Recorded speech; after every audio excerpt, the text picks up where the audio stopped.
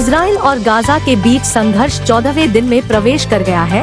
यहाँ प्रमुख घटनाक्रम है। इजरायली हवाई हमलों ने गाजा शहर में सेंट पोर्फिरियस ग्रीक ऑर्थोडॉक्स चर्च पर हमला किया, जिसके परिणामस्वरूप 8 लोगों की दुखद मौत हो गई और दर्जनों घायल हो गए, क्योंकि ईसाई और मुस्लिम दोनों ने वहां शरण ली थी। संयुक्त राज्य अमेरिका के राष्ट्रपति जो बिडेन ने ओवल ऑफिस में भाषण दिया, जो स्थिति की गंभीरता को इंगित करने वाला एक असामान्य कदम था। उन्होंने इजराइल और यूक्रेन दोनों के लिए कांग्रेस से आपातकालीन फंडिंग का अनुरोध करने की योजना की घोषणा की। मध्य गाजा शहर अल-अज़हरा में इजरायली बमबारी के कारण कम से कम 10 इमारतें नष्ट हो गयी, जिससे कई लोग मलबे में फंस गए या उन्हें चिकित्सा सहायता की आवश्यकता पड़ी।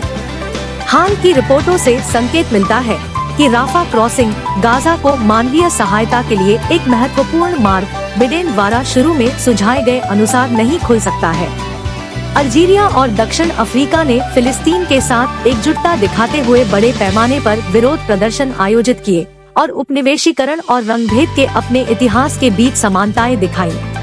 गुरुवार शाम से पहले 24 घंटों में गाजा में इजरायली बमबारी में 307 लोगों की जान चली गई, जिससे मरने वालों की कुल संख्या 3700 से अधिक हो गई।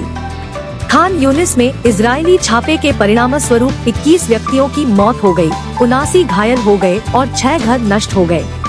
पत्रकारों की सुरक्षा करने वाली समिति के अनुसार दुखद रूप से संघर्ष शुरू होने के बाद से 21 पत्रकारों और मीडिया कर्मियों, जिनमें ज्यादातर फिलिस्तीनी हैं, ने अपनी जान गंवाई है।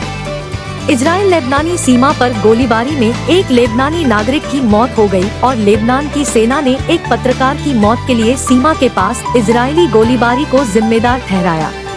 इजराइल के रक्षा मंत्री योव गैलेंट ने अपने सैनिकों को संबोधित करते हुए गाजा पर संभावित जमीनी आक्रमण की आशंका जताई। उन्होंने कसम खाई कि वे जल्द ही गाजा को अंदर से देखेंगे।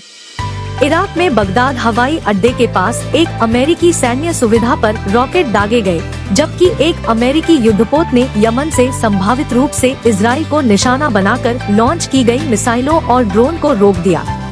इजरायली बलों ने पूरे वेस्ट बैंक में फिलिस्तीनियों को हिरासत में लेना जारी रखा। रामल्ला शहर में कम से कम 14 लोगों की गिरफ्तारी की सूचना है।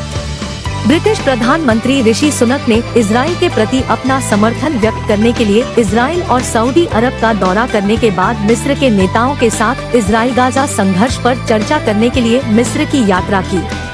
विश्व नेताओं ने संघर्ष बढ़ने की संभावना के बारे में चेतावनी जारी की। यूरोपीय आयोग के अध्यक्ष उर्सुला वॉन डेर लेन ने क्षेत्रीय फैलाव के जोखिम के बारे में चिंता व्यक्त की।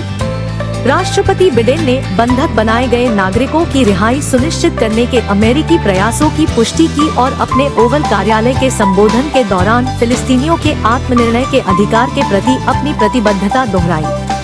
एक चीनी अधिकारी ने गाजा में संकट का समाधान खोजने के लिए रूस के साथ सहयोग करने की इच्छा का संकेत दिया।